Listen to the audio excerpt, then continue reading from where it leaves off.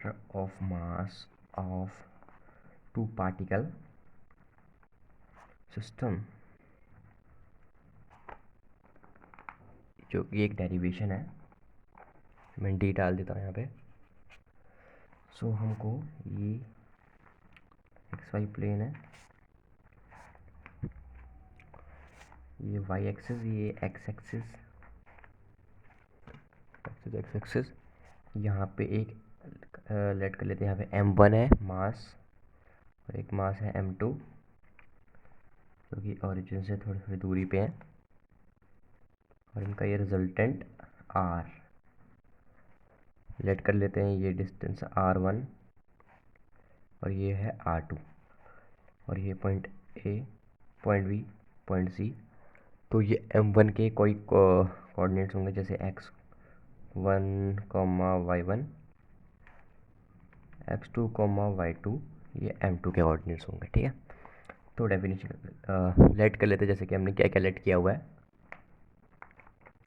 Let us consider two elements of mass m1 and m2 lies at xy plane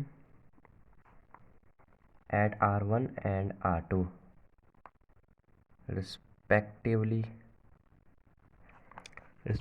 ठीक है, तो जैसे कि हमको पता है वेलोसिटी क्या होती है, ds/dt होती है। तो s क्या है, डिस्प्लेसमेंट क्या है यहाँ पे, r, तो यहाँ पे dr1/dt वेलोसिटी 1 हो जाएगी। उसी तरीके से वेलोसिटी 2 क्या हो जाएगी, dr2/dt, है ना। s होता है, पर यहाँ पे s क्या है, r है, तो r2, तो a क्या हो जाएगा,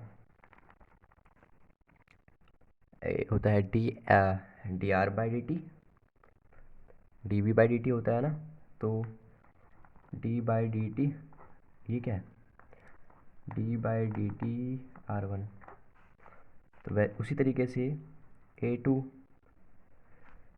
d/dt dv/dt होता है ना v, तो यहाँ पे क्या हो जाएगा, d/dt r2। तो ऐसे सॉल्व करेंगे तो d का स्क्वायर dt का स्क्वायर r1, और a2 ऐसे हो जाएगा d का स्क्वायर dt का स्क्वायर r2। ठीक है, तो फोर्स नेट कैसे निकालेंगे, फोर्स का फॉर्मूला क्या होता है, mass into acceleration. m1 a1 plus में m2 a2, दो मासेस हैं, तो दो हम नेट फोर्स नेट निकाल रहे हैं, तो m1 a1 plus m2 a2 हो जाएगा। तो फोर्स नेट m1 a1 क्या है हमारे पास, d/dt² r1 प्लस में m2 d/dt² r2, ये होता रहे हो जाएगा। अब देखो फोर्स नेट इन दोनों में से कॉमन क्या आ रहा है, d/dt² कॉमन आ रहा है, अंदर क्या बचा, m1 r1 वेक्टर प्लस में m2 r2 वेक्टर। ठीक है, इसको हम फर्स्ट इक्वेशन मान लेते हैं। तो वैसे ही हम ऐड करेंगे, centre of mass lies at r पे लाई कर रहा है। ठीक है, फ्रॉम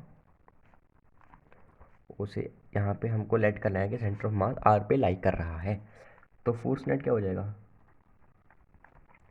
d/dt। अब यहाँ पे दोनों r2 r1 r2 simple r बन गए हैं, तो ये भी कॉमन निकल जाएंगे बाहर, तो r भी बाहर कॉमन आ जाएगा। तो अंदर क्या बचा, m1 प्लस में m2। देखो r1 और r2 अगर r ही हैं दोनों, तो दोनों में से r कॉमन आ जाएगा, तो बाहर आ गया ना, तो ये सेकेंड इक्वेशन बन गई। तो हम लिखेंगे फ्रॉम 1 and 2।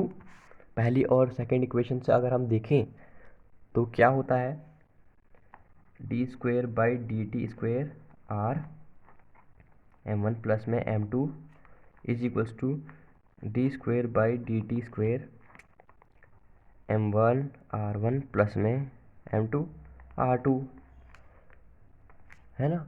अब दोनों तरफ देखो d/dt² कैंसिल हो गया, तो यहाँ पे सिर्फ r के साथ ये टर्म और ये टर्म बची। तो r के साथ ये m1 प्लस में m2 मल्टीप्लाई में, तो उधर ले जाएंगे तो डिवाइड में चल जाएगी, है ना। M1 R1 वेक्टर प्लस में M2 R2 वेक्टर अपॉन में ये R मल्टीप्लाई में इधर आकर डिवाइड में किया तो M1 प्लस में M2, यही तो होता है फॉर्मूला, है ना। तो आज की वीडियो में सिर्फ इतना ही, चलिए मिलते हैं अगली वीडियो में, तब तक के लिए गुड बाय।